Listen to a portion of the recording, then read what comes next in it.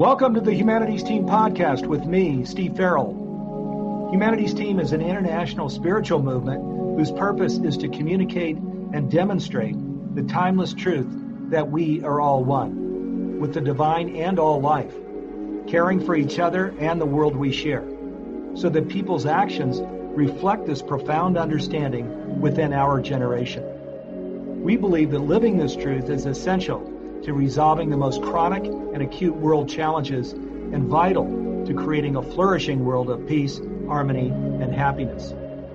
We offer transformative education programs in personal and spiritual development, and we host an annual event called Global Oneness Day. Similar to Earth Day, which galvanized the global environmental movement, Global Oneness Day has become a catalyst for spiritual activism and an integral part of the present-day global oneness movement, which represents a profound new paradigm in human culture. Humanities Team is the only global nonprofit organization working in transformational education. Since we are a nonprofit, there is no focus on growing profits or satisfying shareholders, and 100% of all revenue goes toward our work supporting conscious evolution, planetary awakening, and flourishing at every level of life. If you'd like to learn more about us or want to support our mission directly through donation or volunteering some of your time, please visit us online at humanitiesteam.org. And lastly, if you enjoyed this podcast, we'd be grateful if you'd leave us a review. Welcome, everybody. Here we are in Celebration. I'm your host, Tim Noah. You can call me Noah, and I'm here with Nathan Crane. Welcome, Nathan. Hey, thanks for having me, man. Super happy to be here. Great to have you back. For those of us who are used to Celebration, Nathan has already been on here, and just apologies in advance. This is my cat Peanuts that's rubbing on the screen now. So sorry. But let me just read for those of us that are just joining now a little bit about Nathan, just to set the table for our conversation. So Nathan Crane is an award-winning author, inspirational speaker, plant-based athlete, Amazon #1 bestseller, and 20-time award-winning documentary filmmaker. Nathan is the director of the Health and Healing Club, host of the Conquering Cancer Summit, and director and producer of the documentary film, the new documentary film, Cancer, the Integrative Perspective. In 2005, at only 18 years old, Nathan began his health, healing, and spiritual journey, eventually overcoming a decade of brutal teenage addiction, house arrest, jail, and challenging times of homelessness, to become an international author, filmmaker, and speaker dedicated to health, healing, and conscious awakening. Nathan has received numerous awards for his contribution to health, healing, and personal development, including the Accolade Film Competition 2020 Outstanding Achievement Humanitarian Award, and the Outstanding Community Service Award from the California Senate for his work in education and empowerment with natural and integrative methods for healing cancer. With more than 15 years in health and wellness, 15 years in the health and wellness field, Nathan has reached millions of people around the world with his healing and inspiring message of hope and transformation. So, wow, Nathan, thank you for joining us, and just what an honor it is to share this time with you, and for you to share some of this wisdom with us. You know, it's an honor to be here, Noah. I love the work that you guys do, and I am deeply grateful to be alive during this time, this crazy, challenging world that we're in right now. I mean, we're experiencing unprecedented levels of fear and anxiety, I think, than ever before. Unprecedented levels of isolation and depression, and even suicide. You know, we've seen a record number of young people taking their lives during this time, and it's very sad. You know, it's very disheartening to see so many people are so lost and isolated and afraid, so toxic and unhealthy, you know, dying from so many diseases. I mean, you mentioned my documentary about cancer. You know, 10 million people die every single year from cancer and its treatments. And cancer is a primarily preventable disease. You know, so it's a very challenging time we're living in. It's a very sad time we're living in, and yet at the same time, it's a very hopeful time, because we are having breakthroughs in information and education, I think, faster than ever before because of programs like this, because of the ability to make documentaries like the ones I've done, and to produce summits and to reach millions of people all over the world, because of the ability for people to come online and to connect with people from, hundreds of countries in every corner of the earth.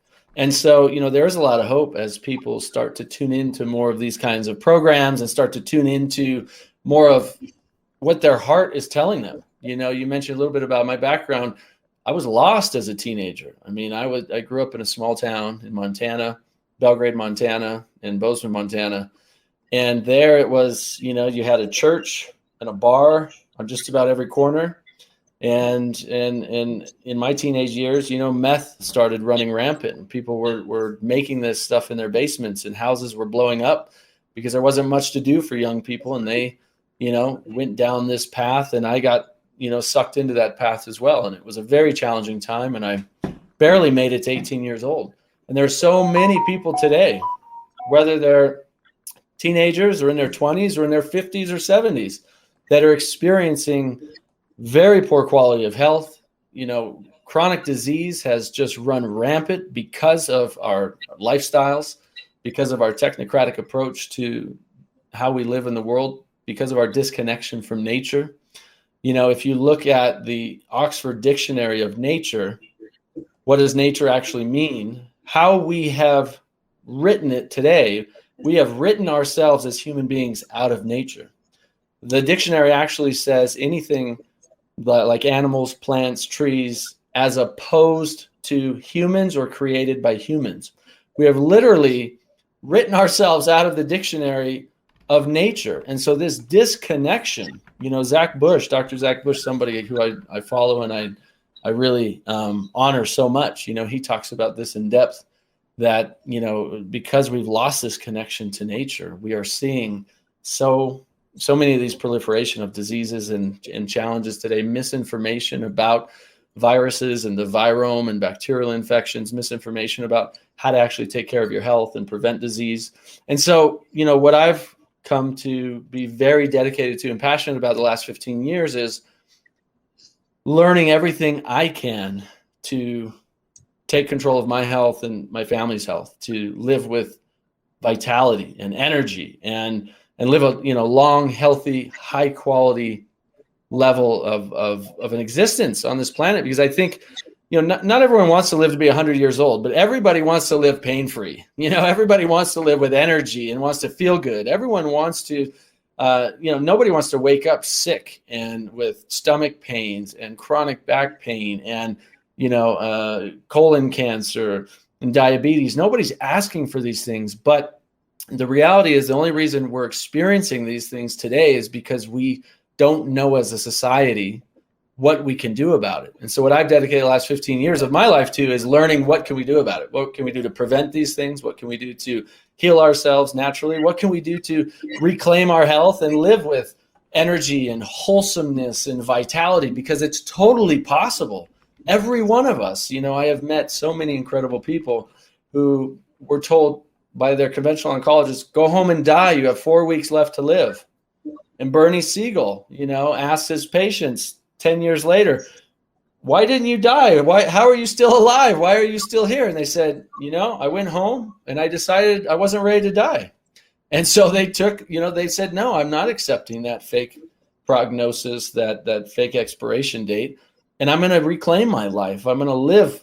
I wasn't done living yet. And so when we, embrace that and realize, I'm not done living yet. I have more to give. I have more to do. Then we can start taking the steps towards reclaiming our health and to living longer, healthier, more vibrant lives. And I think that's what this whole kind of pandemic situation is allowing us to do, is to revisit what it is that we really want to do as human beings on this planet, what it is that we're meant to do, and what it is that we can do, right? What kind of life can we live if we are more in tune with nature, if we are more in tune with our higher selves, if you will, if we're more in tune with our heart and with our spirit, and if we come together and work together and get ourselves out of this fear, get ourselves out of this depression, get ourselves out of these negative emotional experiences and start dreaming and visioning and living a life that is,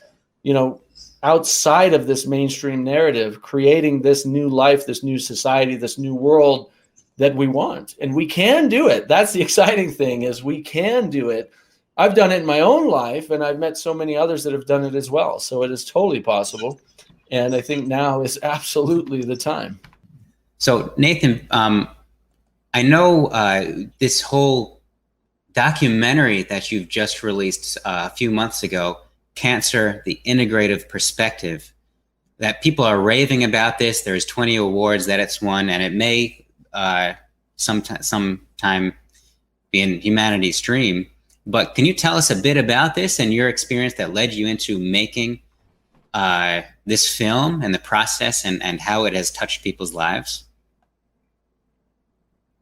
Yeah, thank you for that. I was about 7 years into my own kind of health and healing and spiritual awakening journey, if you will, and very, very much immersed in meditating hours and hours a day and experimenting with all kinds of cleansing and fasting and, chanting with Hare Krishnas and studying with Buddhist monks, and really deeply immersed in personal development and overcoming addiction and healing emotional trauma and, reclaiming my health, exercising, all these kinds of things. So about 7 years into it, I was writing a couple of books and teaching at some conferences and really feeling like I had a grasp on things. And then I got the call that my grandpa was diagnosed with cancer, and that and maybe he wasn't going to live much longer.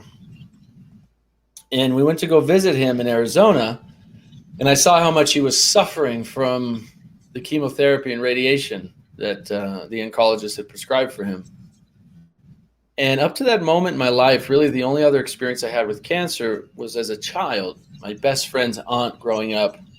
And what I remember of her was, I was probably 8 or 9 or 10 years old. And what I remember of her was we knew she had cancer. And then by the time we saw her, she was bald, her hair had fallen out, had shaved her head. She was sick, weak, in a lot of pain. And then shortly after that, she passed away. So that's what I knew of cancer. And that's what I found out most people know of cancer today. And that's exactly what I saw of my grandfather. Bald, hair falling out, sick, so much pain and suffering. And that kind of flashed back in my mind. And I, having experience now with natural health, I knew there had to be like other things he could be doing to help himself other than chemotherapy and radiation, which was clearly killing him. So many people actually die from the treatments today, or infections after a weakened immune system from the treatments, rather than the cancer. Very few people actually ever die from cancer. It's a very small number. Today, actually, more people are dying from infections and heart problems and renal failure and other issues other than the cancer itself. And so I knew there had to be solutions, but I didn't know anything about cancer. So I couldn't really say much. We talked a little bit about maybe, he told me maybe he thought maybe the cure for cancer they were going to find in some rare berry in the Amazon rainforest one day, which to some degree is quite true. But at the time I was hopeless. I was helpless. I felt like I should know more about this by now. I should be able to help him, but I didn't. That was the truth. And then shortly after, he passed away in 2013. And I just got very committed to learning about cancer. And so I produced one of the first online summits about cancer. We interviewed dozens of naturopaths and integrative oncologists and natural doctors and people who reverse cancer using natural and holistic methods. That led to an annual summit. It led to an annual conference. It led to a magazine that I published. And then eventually it led to this documentary. And so I started the documentary because I wanted to help, as I learned more and more and more, what causes cancer, why we get cancer, what cancer actually is, and what we can do about it. That fear went away. It's like, oh, yeah, I don't have to be afraid of cancer anymore.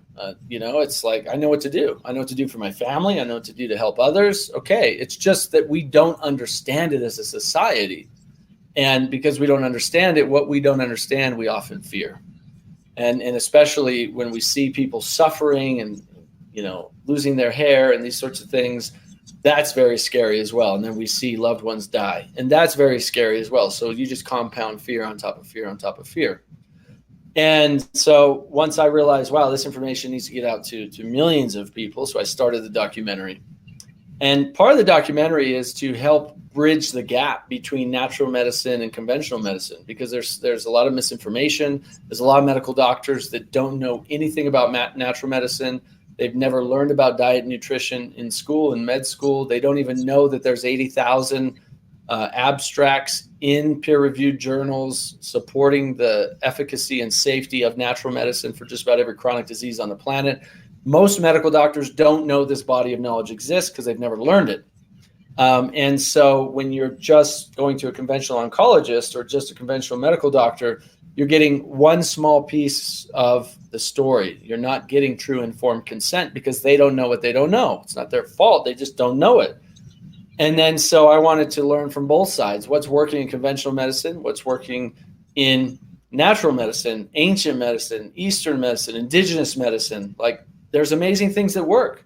There are berries and fruits and herbs and things from the Amazon rainforest actually in our backyards that have anti-cancer properties.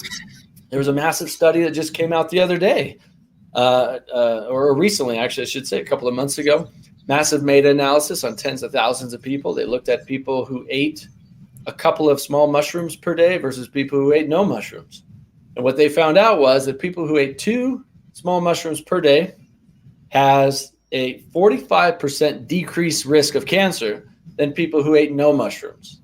These are little mushrooms, little fungus that grow all over the place, and many different kinds of mushrooms. It wasn't just one specific kind. There are many different kinds of mushrooms that have anti-inflammatory properties, anti-cancer properties, all kinds of properties that help the body heal. And it's not just mushrooms. It's also berries and herbs and fruits and vegetables and nuts and seeds and legumes and all kinds of amazing things that this earth has to help our body stay balanced, to stay healthy, to stay whole, and to stay cancer-free, right? So I created a documentary exploring the best of all worlds. Look, if something's working, I don't care where it comes from, let's use it. If something's not working, let's stop using it. Chemotherapy, for example, one of the most prescribed treatments today for cancer, has a 2.5%, actually it's 2.3% and 2.1% success rate. Chemotherapy.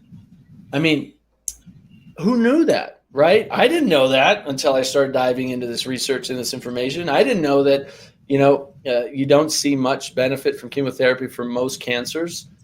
Some cancers have a 50% success rate with chemotherapy, like testicular cancers, and others have a 0% success rate, and doctors are still prescribing it, right? And so, the more you know, the more you can do about it, right? And that's the key here, is educating yourself and educating others. Now, even if you don't have cancer, 1 out of 2 people right now are nearly diagnosed with cancer. We're almost up to 50% of people. So it's something that is touching, if you put 100 people in a room, half that room is almost likely to have cancer. So we have to learn what we can do to prevent cancer. The things we learn that can help reverse cancer, and I've met many people who've reversed stage 4 cancers using natural holistic approaches, are very similar to things we do to prevent cancer.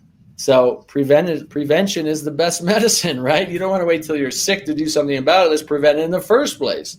So chemotherapy with so they did they looked at 160,000 people in the U.S. and Australia, and they came back with when they grouped 22 adult malignancies together, they found that I believe it was the USA that had a 2.3% success rate, and Australia had a 2.1% success rate.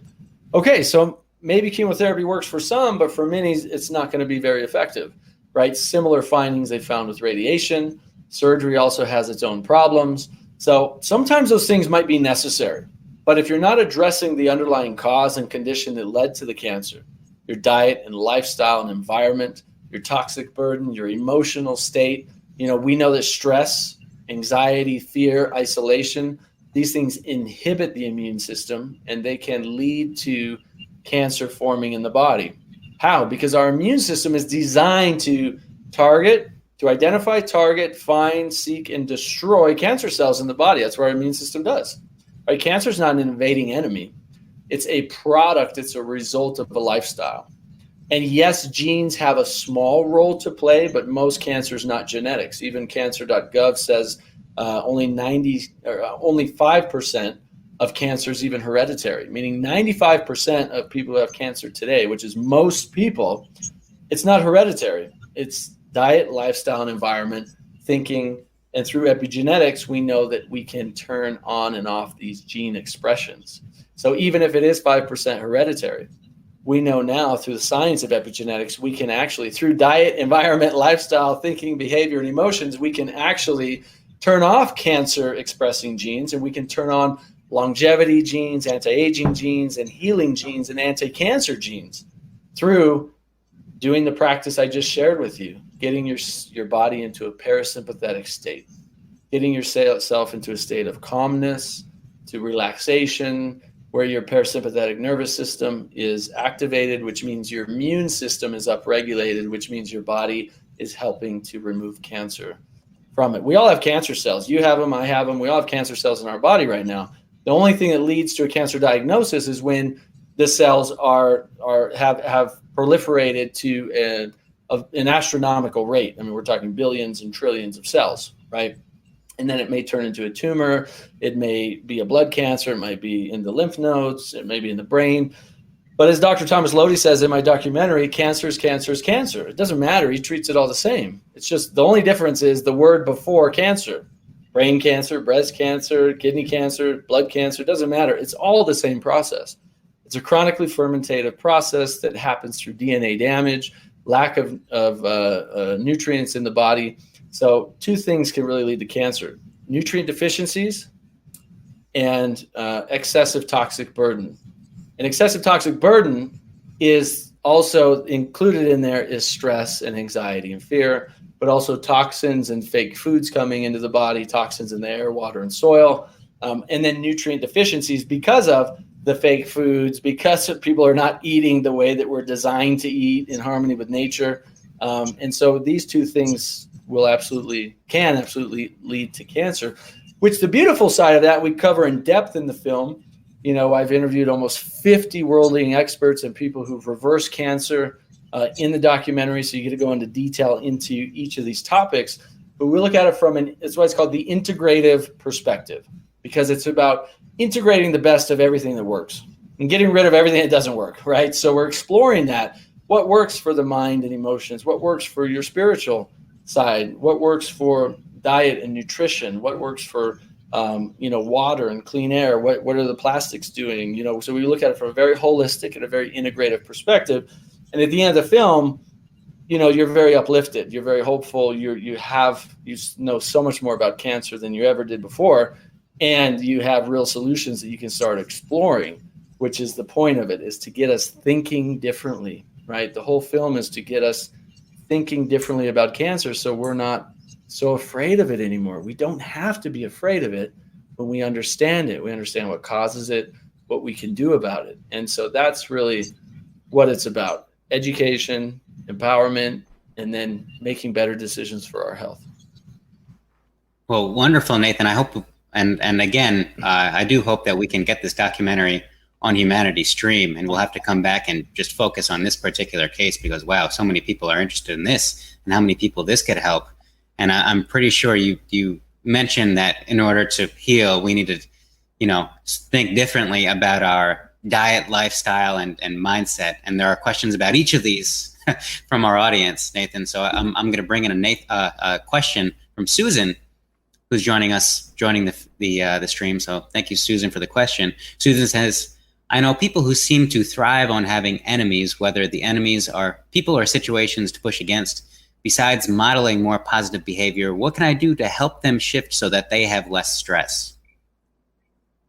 Yeah, that's a good question. That's a tough one. It depends on who you're trying to help.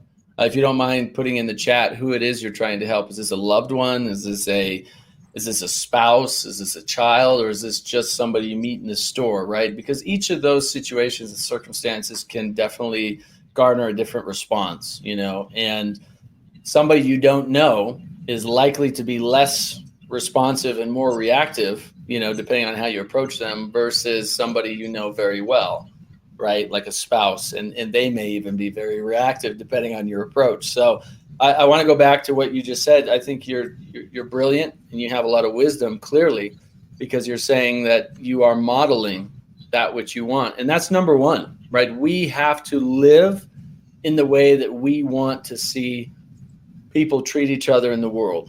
And even if they treat us like shit, excuse my language, but I get hate emails from people every day. I mean, people hate me, but not as many as people that send me messages that they just say I totally changed their life and they love it and they are so appreciative, right? It's 90 to 10 or 95% love, 5% hate, but there's always going to be people. It doesn't matter what good you're doing in the world. For whatever reason, they're going to hate you, and they're not going to like you, and they're not going to, do what, follow anything you say. And that's part of our life, is to accept them as they are, right? Stop taking those things personal and accept people as they are, where they're at. That's gotten really easy for me, especially with people I don't know, people that I meet, people online, because people online will do and say things that they would never say to you in front of your face. Because they don't have that immediate interaction in person. So they'll bite their tongue, or they'll hold it, or maybe they'll think a little deeper and go, maybe I shouldn't say that. Maybe that's not the best thing to say. Online, people just go boom and type whatever they want, and without thinking it through, and hit send because they're angry or whatever. And so, that's a whole different story. But the key is we have to live, and I'm not perfect at this by any means. I certainly have my times and my moments and my challenges, but I'm getting better and better all the time. I'm getting better and better through being a father, through being a husband, through being, somebody that people look up to, like really trying to live in that integrity in myself. And I have my moments, my issues that come up, my reactions, and it happens, but I have tools now. And the tools are, if I react to something, I can step back, take a big deep breath, relax my nervous system. The key here is you get into a sympathetic nervous system response, and then boom, we are just reactive, which doesn't help anything or anybody, right? We get into a verbal argument, or we get into a fight or whatever. So we step back, take a few big deep breaths, and then ask, I ask myself, what is my approach right now for the highest good of all? What's the best approach for me right now to create the highest good for all, for the person I'm interacting with, for myself, for my family, for the world? And just calming the nervous system down, asking a question like that, sometimes it's just walk away. It's just literally like, okay, nothing, just walk away, let it go. And then we'll, revisit it later when we've had some time to think it through. That works really well, especially in really close relationship situations. In other situations where it's somebody you don't know, the best thing you can do is just model, right? Is bring your happy self, your loving self, your compassionate self. They may, you may brighten up their day. You may cheer them up. You may bring them some happiness in their life, or they may, not be interested in sharing in your happiness at all. And that's okay. We have to learn to detach from that. That's the Buddhist teaching, right? Is detachment, is compassion and detachment. And detachment is actually pure love, right? Detachment is not apathy. Detachment is the purest form of love, because we give love, we give compassion, we give kindness, and we don't expect anything in return. We receive things in return openly, but we don't expect it. And that's the true meaning of detachment, right? If we're attached to something, then we're giving, we're sharing, we're kind. And if somebody's not giving that back to us, it upsets us, then we are attached to that outcome. So I call it expectations without attachment. We can expect the worst. We can expect the best. We can expect, people are going to be kind and loving. We can expect good things to happen, but we don't attach to the outcome. And it's easy to say. I've been working on it for 15 years. So it's another thing that we just have to practice. Well, wonderful, Nathan. And thank you. And Susan shares it's a sibling. So your response was spot on. And she thanks you for the helpful process here. And this actually takes us wonderful. With siblings, really quick, sometimes so that's a different relationship. Depends on your relationship with them. With some of my siblings, sometimes I can just hit them hard with a hard piece of truth, right? Like, why would you ever do that stupid thing? What are you thinking about? Almost like intense with almost some joke behind it, and then change the energy to, here's what I really mean. Check this out, right? And then bring in the love and kindness. Sometimes those shocking little moments, right? This is a common thing a lot of Buddhist teachers and Hindu teachers actually did with their disciples for thousands of years to break the mental pattern. Sometimes that's what's needed. And with a sibling, if you have a close relationship, you can play around with that more without worrying about ruining a relationship. But then you bring in the love and the kindness and the compassion and all of that. Sometimes, that's an approach that's needed, but you have to just kind of tune into yourself and find out what works for you. Thank you, Nathan. And this takes us wonderfully into a segment from your Wholesome Living course, which is on Humanities Stream, that Jim can play for us now. This is a few-minute clip.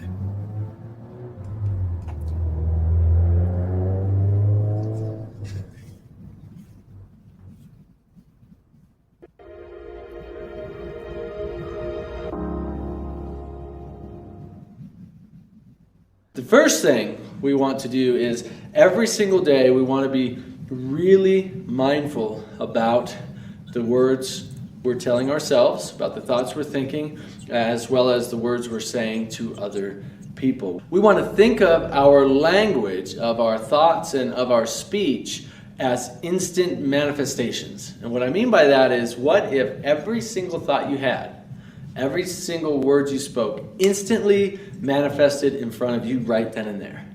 If that were the case, you would be really mindful, really careful about what thoughts you were thinking, about what words you were saying, right? Well, the reality is what you think and say don't necessarily always manifest right in front of you right now. But over time, those things will continue to show up in your life, because that's how energy works. Like energy attracts like energy. So we really want to be mindful of what we're thinking and what we're saying. Now, here's a few examples to give you an idea of what I'm talking about. Oftentimes in conversations, I might hear someone say something like, yeah, you always leave the dirty dishes out, or you never close the bedroom door, or you always forget to lock the garage, or something like that, right? Words like always, never, those types of things, especially when associated with talking about a specific type of task or action or undone action, are very unproductive things to say, right? Because you say, you never do this, right? You never close the door. You never pick up after yourself. You never save enough money every month. You always say this negative thing to your child, right? If you look at the truth of that, I guarantee you, 99.9% of the time, those words are not true. And what I mean by that is, if you say something like, you never save enough money, I guarantee you 99% of the time in most people's lives, there were some times in that person's life where they saved enough money, right? Or they did this thing the right way, or they did that thing, right? So never means zero, means never. And so what you're doing by saying never or always or those types of things, especially associated with kind of negative circumstances, you are, first of all, not speaking the full truth. And second of all, you're speaking unconsciously about something reinforcing that negative habit and pattern anyway. And so I'll throw another one your way if you don't mind. Patrick, I believe on Facebook, is saying, I've quit smoking at least 15 times, once for more than a year. I'm very interested to hear how you did this without going out of your mind. I'm all ears. Oh, I definitely went out of my mind at first. I'll share with you a story. I was the day within 24, 48 hours after I quit smoking, I was sitting outside of my little apartment in Carlsbad, California, right on the edge of Oceanside and Carlsbad, and sitting outside where I used to sit in the chair and smoke. And I was sitting there, obviously trying to quit smoking, And all of a sudden, I had a butt from the little ashtray I had there in my mouth, lighting it. No idea I was doing this. My body was doing it without my conscious mind involved at all. As soon as I lit it, my conscious mind came to and was like, "What are you doing?" And I threw the thing, and I was like, "Oh my gosh!" It's a testament to how powerful addictions are, and it doesn't matter if it's a sugar addiction, if it's a drug addiction, and an addiction to drama in our lives. We all know somebody's addicted to drama; they can't get enough of it. Addicted to alcohol, addicted to sugary, sweet, oily, greasy foods. And addiction's addiction. It doesn't matter what it is. It's all the same. It's stemming from the same stuff. And where it's stemming from in most cases is an emotional connection to that addiction. So, I started very young, 9 years old, actually started smoking, stealing my mom's cigarettes, selling cigarettes on the playground to other kids, things like that. And to me, it was, I think at that age, and then really becoming a full blown, 2 packs a day at 15 years old, there was the feeling of it was being cool, right? It was like I was a cool kid. I was smoking cigarettes. I was cool, no matter how bad they tasted and how much they, smelled horrible and how disgusting they were and all that stuff. It was like, I had a positive emotional state to it, right? So that's really important, is to go back to, when did you start smoking cigarettes and what was your deeper reasoning? So come to that, deep understanding and acceptance first. Oh, it was about being cool. It was about, being a rebel for me. It was about, not giving into authority, right? So there's multiple reasons for me, and I'm sure there's multiple reasons for you. There usually are. It could be stemming from a trauma as well. It may not be more of a positive association. It may be a very negative association. Over time, those associations can change, right? It deals with stress. Over time, the addiction morphs. So cigarettes, for example, right? I always had it when I drank alcohol. I always had it with coffee or tea in the morning. I always had it after every meal. I always smoked after every meal. You're feeling stressed out, go have a cigarette break at work, so it's like you start to form these additional habitual situations that continue making that cigarette feel like it's absolutely a part of your life. And if you didn't have it, you would be lost. And so I saw this example with my own child. Actually, it was really hard to help my son, to be potty trained. And it took me quite a while to realize why. But, when they poop in their diaper, right, as strange as that sounds, what I realized is at that age, they have no idea what that is. So if you have diapers on your kids, they have no idea what's going on there, right? And that poop is a comforting part of them. If they poop in their diapers for 2 or 3 years, like what I saw in him was he was afraid to poop in the toilet because he felt like he was losing a part of him, right? And I saw that and I just thought, wow, it makes so much sense.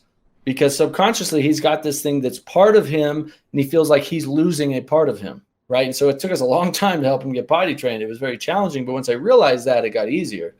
And so the same thing with cigarettes or any addiction is we take it on as if it's part of us, right? And so we have to start recognizing these things, accepting these things, and then changing them through additional behaviors and actions that get rid of our dependency on that action. So if you take a break to go have a cigarette, well, now you have to take a break to do something else, right? Take a break to do something that's going to make you feel good. And don't turn to cake. Don't turn to soda. Don't turn to sugar. Don't turn one bad addiction to another bad addiction. This is the problem with Alcoholics Anonymous, unfortunately, as much as it may help a lot of people. You go to an AA meeting, they may not be drinking alcohol, but they're drinking 10 cups of coffee and smoking 20 cigarettes and eating sugar like crazy. Turn one addiction for 3 more bad addictions, and you don't want to do that. So you have to replace it with something good. Easy things are fruit. Fruit give you a healthy dose of sugar, right? So like instead of going out and having a cigarette, go out and eat some fresh fruit. And that will give you a positive neurochemical release in the brain. Right, these are real strategies that actually will help. instead of waking up and having, cigarettes with your coffee or tea or whatever you're doing, have something that's going to make you feel good. And it could be a meditation. It could be a piece of fruit. It could be going for a walk outside. So you have to change your habits where the cigarette's associated in every part of your life. So every part of your life where you have that particular addiction, that particular habit, replace it with something else. Now what I do, and I've done for years, I stopped smoking, I think in 2007 or 2006, somewhere in there. So it's been 14 years maybe. And I stopped counting after day 3. It was like I was done. I knew I was done. I was done. So these kinds of positive, behavioral changes will help.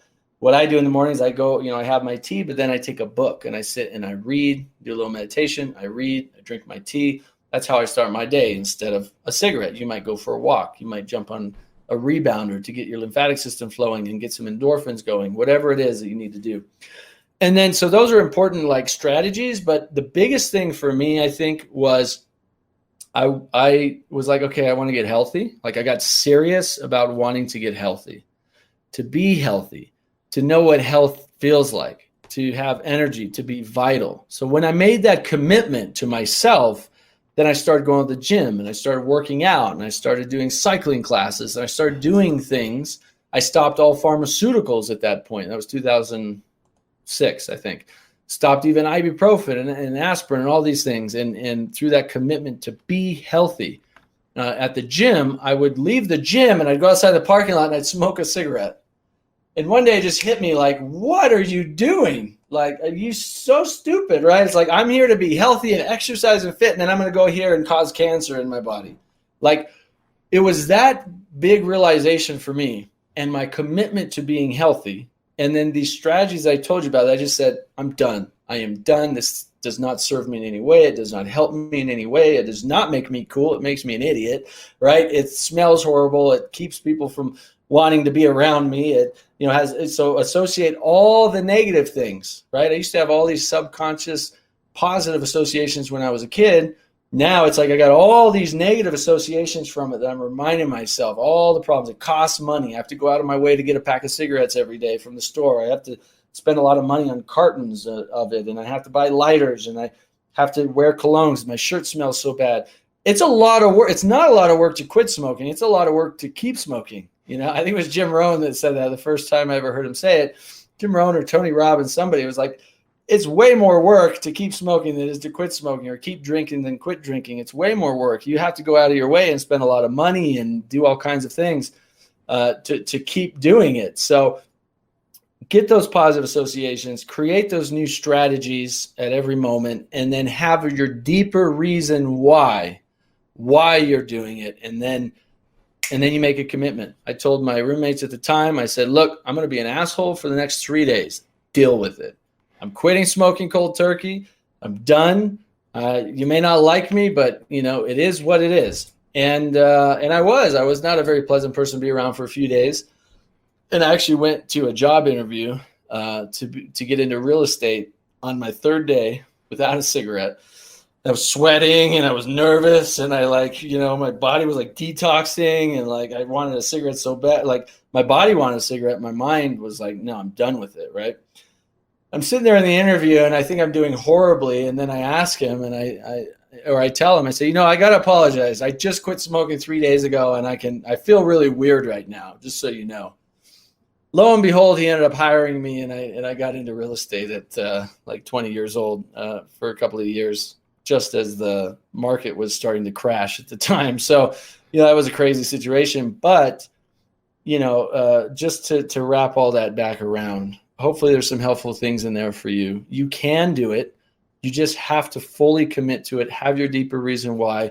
Start creating all those negative associations in your mind about the cigarettes, and then set yourself up to fully commit and then create those strategies in your life. And again, this is true for cigarettes, for alcohol, for sugar, for anything. Any addiction you want to break, these things will help.